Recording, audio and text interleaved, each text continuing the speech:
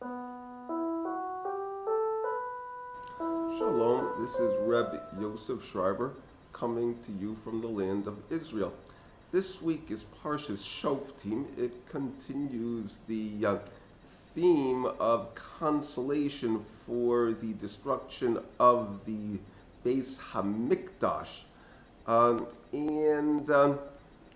this one is dealing with consoling the fearful, the people who have seen the horrors, and now they are in exile. They are under the thumb of an oppressor who they suspect is planning on destroying them. Now they have seen all sorts of horrors, devastation, famine, exile, the sword. So they are predictably very upset and very apprehensive. Now you have two types of people that the parsha seems to be addressing itself to.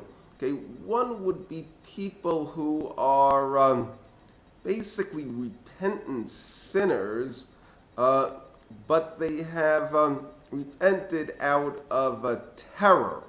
And then there's other people who are basically the righteous, but nevertheless have been through this horrible ordeal, and it has left them very fearful.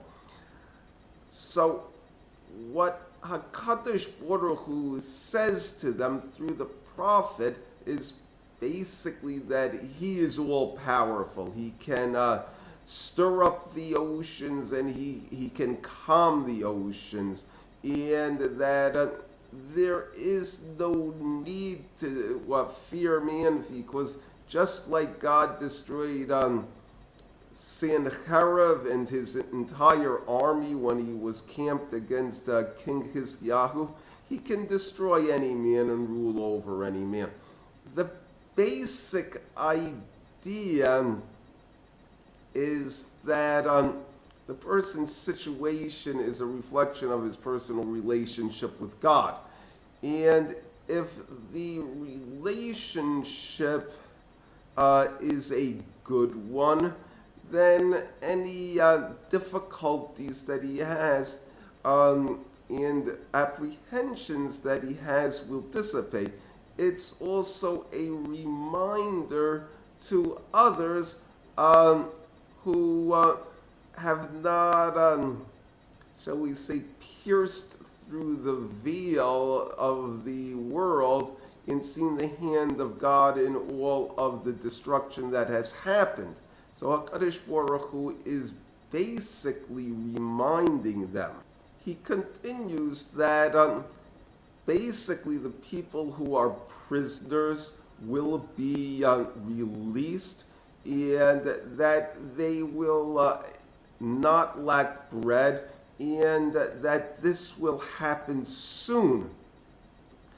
The Haftorah then continues into something slightly different, which is basically exhortations and proclamations that would be pleasing to a righteous person.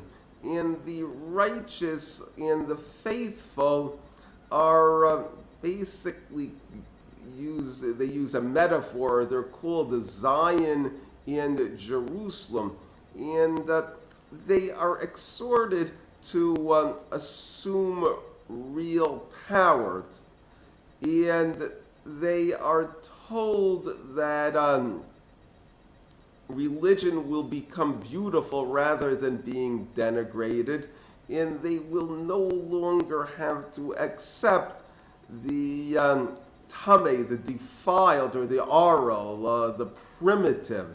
The prophet then tells them that in fact all of those of Israel will eventually return to the promised land, to the land of Israel, including basically the 10 lost tribes. They talk about Mitzrayim and Ashur. The double lashon refers to both Judah and Yisrael. It's also a herald of peace and good in salvation, in the establishment of the kingdom of heaven on earth.